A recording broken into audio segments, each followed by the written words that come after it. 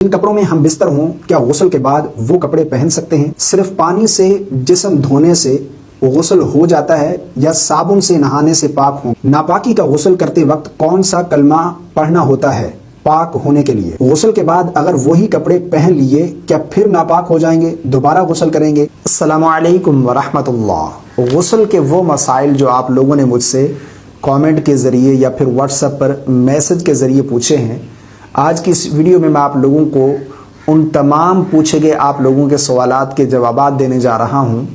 بہت ہی اہم مسائل ہیں جو آج کی اس ویڈیو میں آپ لوگوں کے ساتھ شیئر کرنے جا رہا ہوں۔ میری آپ سے گزارش ہے کہ ویڈیو مکمل دیکھیے گا کہ کوئی غسل کے مسائل ہیں جن کا جاننا بہت ضروری ہے۔ طہارت جو ہے یہ نماز کی کنجی ہے۔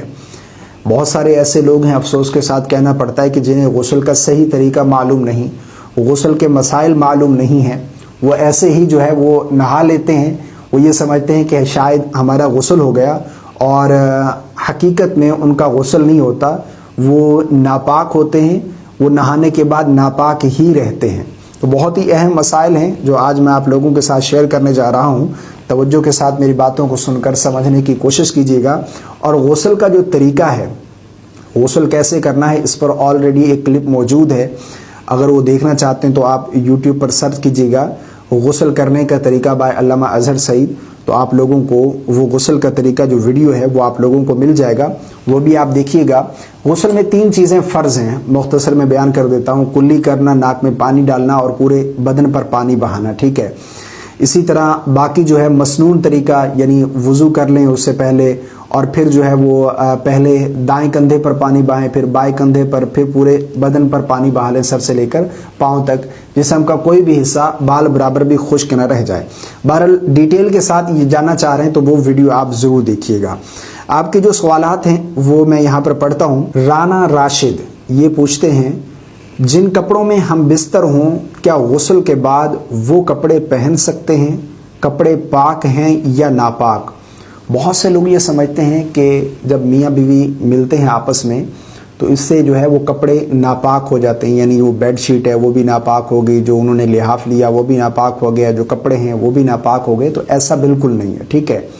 کپڑا اس وقت ناپاک ہوگا جب اس کے اوپر کسی قسم کی نجاست لگے گی، ٹھیک ہے۔ اگر نجاست لگ گئی تو کپڑے کا وہ حصہ ناپاک ہو گیا، ٹھیک ہے۔ ورنہ اگر نجاست نہیں ہے تو کپڑے پاک ہیں، غسل کے بعد دوبارہ وہی کپڑے آپ پہن سکتے ہیں، کوئی حرج نہیں ہے، ٹھیک ہے۔ ہاں اگر نجاست لگ بھی گئی ہے تو کپڑے کا صرف اتنا حصہ ناپاک ہوگا، اسی کو پاک کر لینا یہ کافی ہے، یعنی جہاں نجاست لگی ہے اسی کو اگر آپ دھو لیتے ہیں، نجاست دور کر دیتے ہیں تو کپڑا پاک ہو جائے گا۔ بہرحال نجاست لگے گی تو کپڑا ناپاک ہوگا، اگر نجاست نہیں لگی تو کپڑے ناپاک نہیں ہوں گے۔ خضر حیات یہ پوچھتے ہیں، کیا غسل کے بعد نماز پڑھ سکتے ہیں یا وضو کرنا ہوگا؟ یعنی ان کے پوچھنے کا مقصد یہ ہے کہ غسل سے وضو ہو جاتا ہے، غسل کرنے کے بعد ہم نماز پڑھ سکتے ہیں یا پھر دوبارہ وضو کرنا ہوگا؟ دیکھیں، غسل میں 3 چیزیں فرض ہیں، ٹھیک ہے۔ جب آپ وہ 3 فرض ادا کر لیتے ہیں تو وضو میں جن اعضاء کا دھونا فرض ہے وہ آٹومیٹکلی جو ہے وہ دھل جاتے ہیں۔ یعنی جب آپ غسل کرتے ہیں تو آپ نے کلی کی، ناک میں پانی ڈالا، پورے بدن پر پانی بہایا، تو یہ غسل کے جو فرائض ہیں وہ بھی ادا ہو گئے۔ یعنی غسل میں کیا ہے، بازو دھونے ہیں، چہرہ دھونا ہے، مسح کرنا ہے، پاؤں دھونے ہیں، کلی کرنی، ناک میں پانی ڈالنا، یہ سنت ہے۔ فرض جو ہیں وہ 4 ہیں وضو میں، چہرہ دھونا، بازو دھونا، اور اسی طرح مسح کرنا اور پاؤں دھونا۔ تو جب آپ غسل کر رہے ہیں تو آپ کے وضو والے اعضاء بھی دھل گئے، ٹھیک ہے۔ اگر غسل کرنے کے بعد کوئی ایسا معاملہ پیش نہیں آیا جس سے وضو فاسد ہو جاتا ہے تو پھر آپ کا وضو باقی ہے، اسی غسل کے ساتھ آپ نماز ادا کر سکتے ہیں۔ الشبہ خان یہ سوال کرتی ہیں، صرف پانی سے جسم دھونے سے غسل ہو جاتا ہے یا صابن سے نہانے سے پاک ہوں گے؟